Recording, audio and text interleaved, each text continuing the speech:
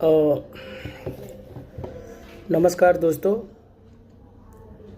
ये मुद्दा है अरावली पर्वतों को काटने का। और ये जो पर्वत काटे जा रहे हैं या काटने का प्लानिंग चल रहा है, कहा जा रहा है कि सुप्रीम कोर्ट का एक आदेश है जिसके मुताबिक 100 मीटर से कम ऊंची पर्वतों को कोर्ट पहाड़ नहीं मानता है, उन्हें काटा जा सकता है। अरावली का जो पर्वत है कोई आज नया नहीं बना है या कोई इसका नया इतिहास नहीं है। मेरे ख्याल से दुनिया भर के चीज़ों को अगर देखें तो सबसे पुराना अगर किसी का इतिहास है तो वो अरावली पर्वत का है। अरावली पर्वत 2500 करोड़ वर्ष से भी पुराना है। जिस तरीके से अडानी एंड गैंग अरावली जंगलों के पीछे पड़ा है या काटने का उनका प्लानिंग चल रहा है, यह समझ लीजिए कि ये देश के पर्यावरण, इवन आपका दिल्ली या नॉर्थ का जो इलाका है, राजस्थान कहे, दिल्ली कह लें, पंजाब, झारखंड, जम्मू कश्मीर, ये सभी के लिए खतरनाक होगा। और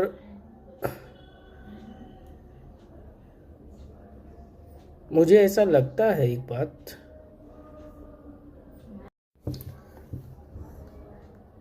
फिर केवल अरावली ही नहीं, इस दौर में काटने की साजिशें, षड्यंत्र रची गई हैं। आप राज्य दर राज्य देखते जाइए। छत्तीसगढ़ देख लीजिए, आज छत्तीसगढ़ का हंसदेव इलाका देख लीजिए। आप मध्य प्रदेश आ जाइए, सिंगरौली का इलाका देख लीजिए। आप आंध्र प्रदेश चले जाइए, आप झारखंड के कुछ इलाके देख लीजिए, राजस्थान का देख ही रहे हैं, उड़ीसा देख लीजिए, सबसे बड़ा एग्जाम्पल। पिछले कोरोना के बाद से आई थिंक 4-5 सालों के बाद जिस तरीके से अडानी एंड गैंग इस देश पे हावी है, धड़ाधड़ उनको सरकारी ठेके मिल रहे हैं, बैंक लोन दे रहा है, प्रोजेक्ट्स, एक तरफा प्रोजेक्ट उसके अडानी को मिल रहा है। चीज़ों को चैन दर चैन देखेंगे ना तो ये देश का एक जो प्राकृतिक भौगोलिक संसाधन का खजाना रहा है वो पूरी तरह से एक प्राइवेट व्यापारी को लुटाने की साजिशें हैं। और बात केवल अरावली की नहीं है, बात यह है कि आप इस दौर में दिल्ली जैसे इलाके में पर्यावरण से जूझ रहे हैं। आप पूरी दुनिया भर के 20 सबसे प्रदूषित शहरों में अगर नाम देखेंगे तो आई थिंक 12 नाम जो है भारत के शहरों के हैं जो सबसे प्रदूषित हैं। इससे अंदाजिए कि अरावली का मुद्दा कितना गंभीर है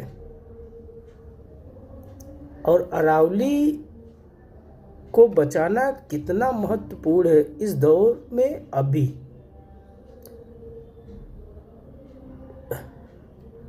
कुछ लोग कहेंगे कि भाई बहुत सारे विपक्ष हैं, नहीं बोल रहे हैं। विपक्ष की बात छोड़ दीजिए,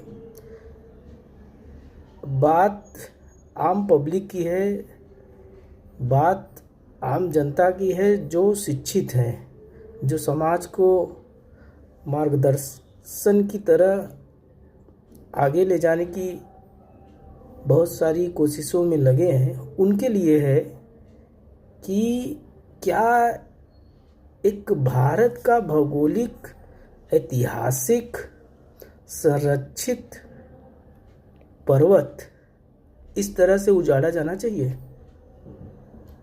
बातें तो बहुत सारी हैं, सोशल साइट्स पे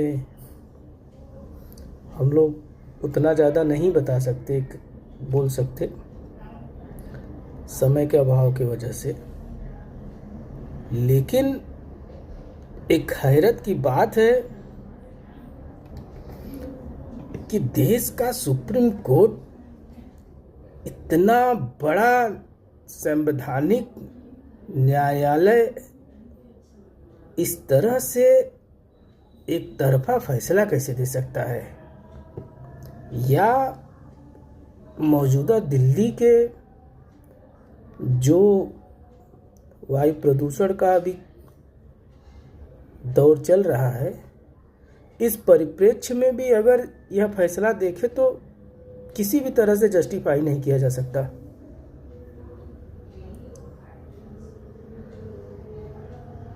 और यह भी कि छत्तीसगढ़, राजस्थान में जिस तरह से सरकारें बदलने के बाद जंगल काटने का यह प्लानिंग हुआ, यह भी एक खतरनाक प्लानिंग या साजिश कह सकते हैं आप।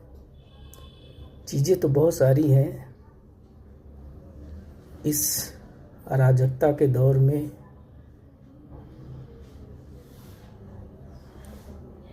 अडानी एंड गैंग का जो यह तहस नहस का दौर चल रहा है, उसमें आम जनता या कोई एक पर्यावरण संरक्षक करता तो बात करेंगे, तो उन्हें दुनिया भर की चीज़ें हैं। एक राइट विंग तैयार किया गया है, दिन रात चीज़ों को तोड़ मरोड़ कर उसे जस्टिफाई करने का।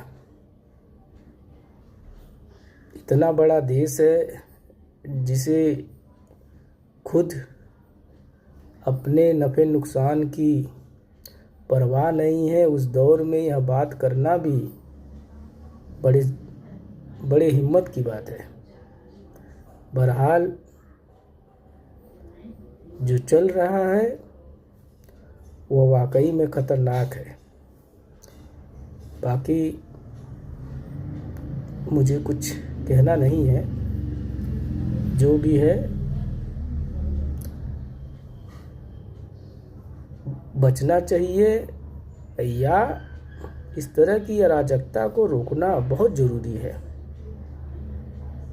मैं अभी देख रहा था कि केंद्रीय पर्यावरण मंत्री एक प्रेस कॉन्फ्रेंस कर बहुत सारे सोशल साइट्स पर उसको जस्टिफाई कर रहे हैं कि अरावली पर्वत का मात्र 0.019% ही काटा जाएगा। उस तर्क को कुतर्क में वह किस तरह से पेश कर रहे थे, कह रहे थे कि कुछ यूट्यूब चैनलों ने हवा दिया है, झूठ फैलाया जा रहा है। अब इस बात से समझिए कि जब केंद्रीय पर्यावरण मंत्री ही नहीं अरावली पर्वत के लिए गंभीर है, तो और आम पब्लिक की क्या बात होगी।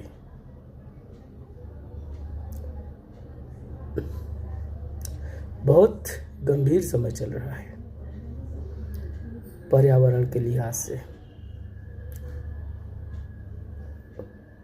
केंद्रीय मंत्री जी को जवाब देना अपने आप में भी कभी नहीं होगी। खैर, इस बर्बादी काल में यह सब देखना पीड़ादायक है। जो चल रहा है वह कतई स्वीकार करने के लायक नहीं। चलिए देखते जाइए। बहरहाल जो मुझे एक जागरूक नागरिक के नाते लगा वह बात मैंने अपनी रखी कि अरावली पर्वत को बचाना एक एक जन जन की लोगों का अधिकार है। वह आगे आए, इसका विरोध करे। हर एक आदमी को सांस तो चाहिए, ऑक्सीजन तो चाहिए।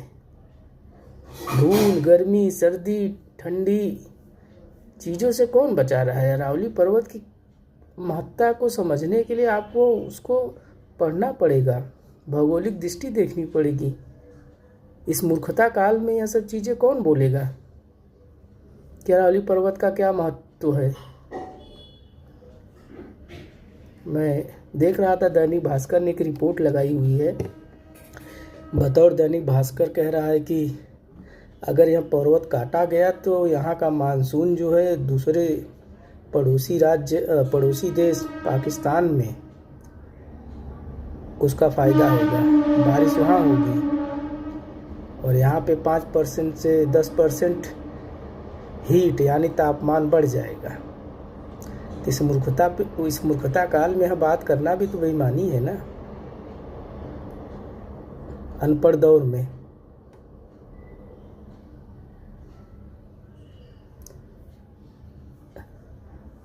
अच्छे यूनिवर्सिटी के प्रोफेसर बोल नहीं सकते, जो पर्यावरण के अच्छे कार्यकर्ता हैं, संरक्षक करता है, वो बोल नहीं सकते। देश के जो कुछ बचे खुचे लोग हैं वह बोले तो वह फलाना है, ढकाना है।